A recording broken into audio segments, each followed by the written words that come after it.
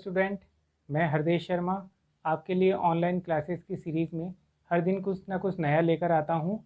आज भी हम कुछ नया सीखेंगे, तो चलिए इस क्लास को स्टार्ट करते हैं।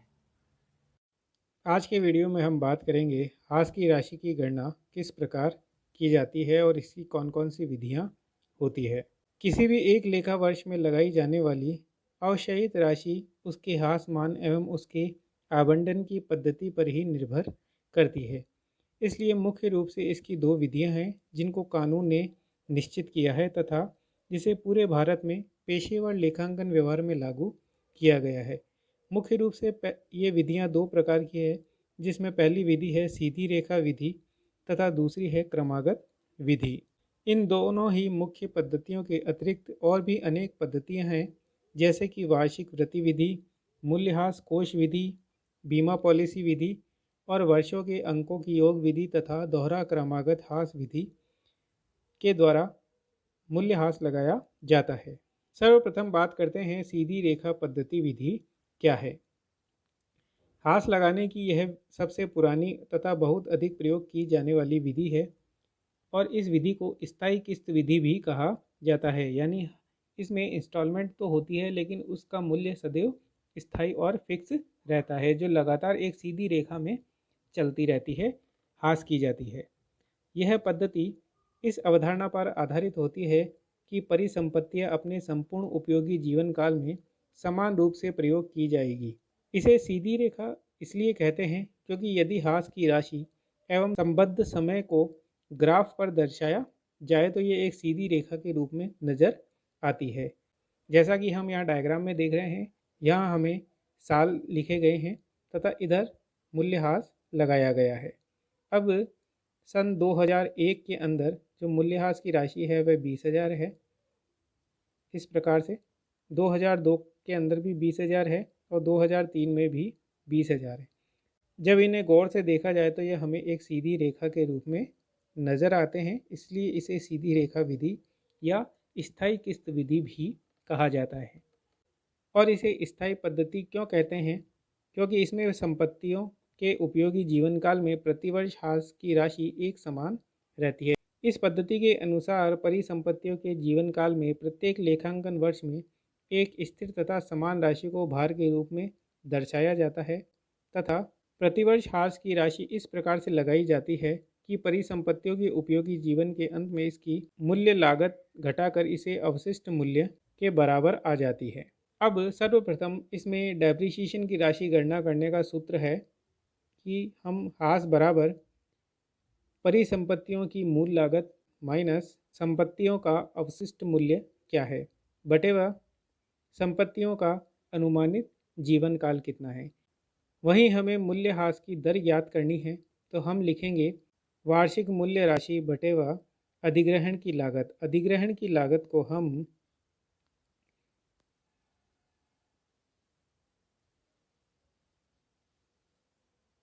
संपत्ति की मूल लागत भी कह सकते हैं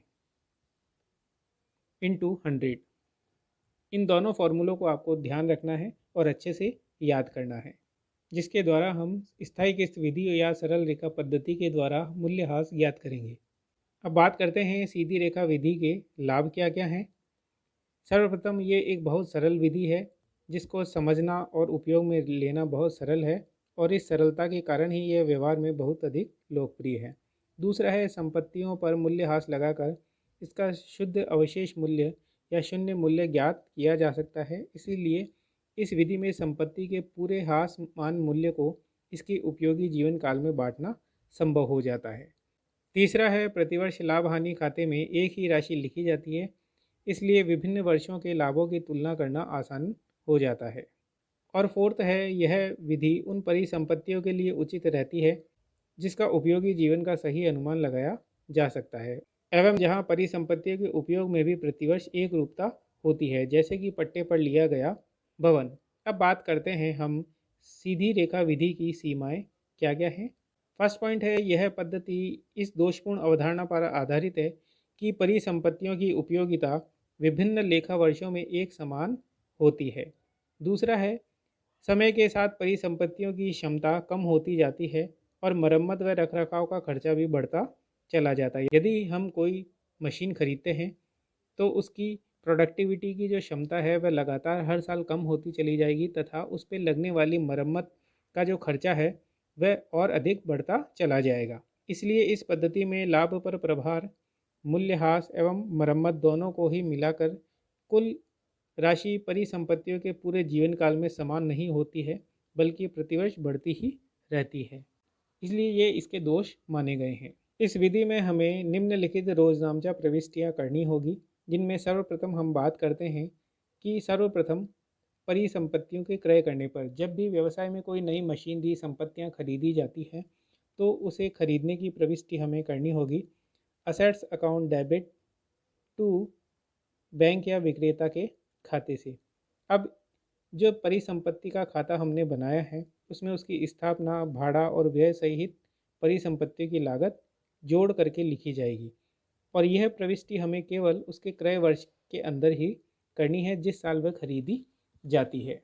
और टू क्रेडिट के अंदर हम नगद या उधार की जो मूल्य राशि है उसे लिखेंगे।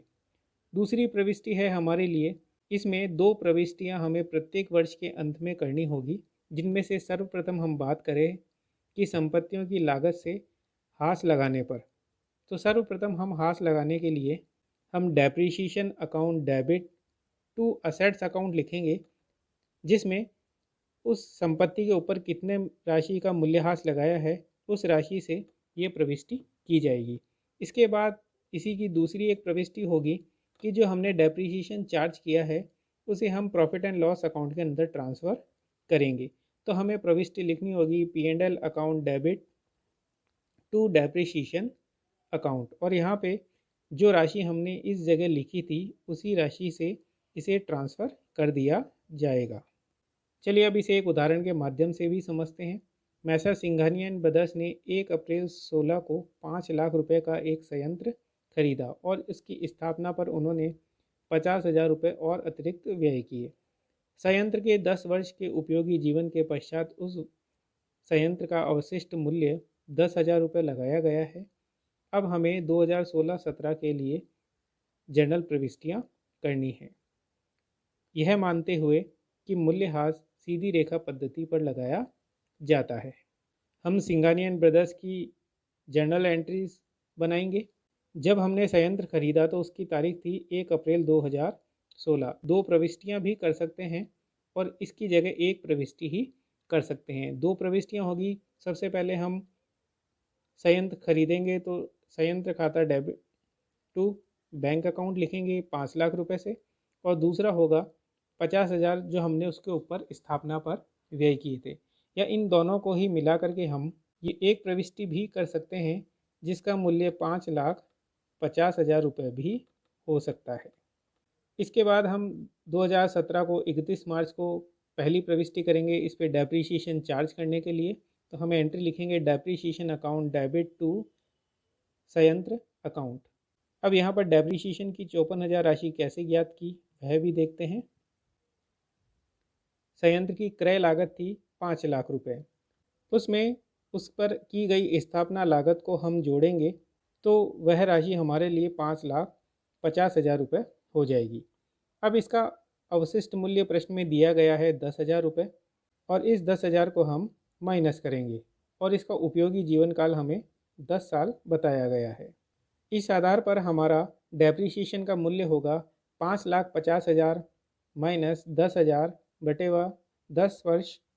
हमें जो राशि प्राप्त होगी वह होगी 54,000।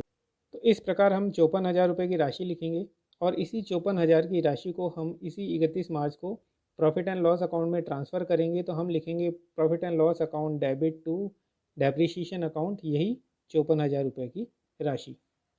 आज की क्लास में बस इतना ही। Thank you.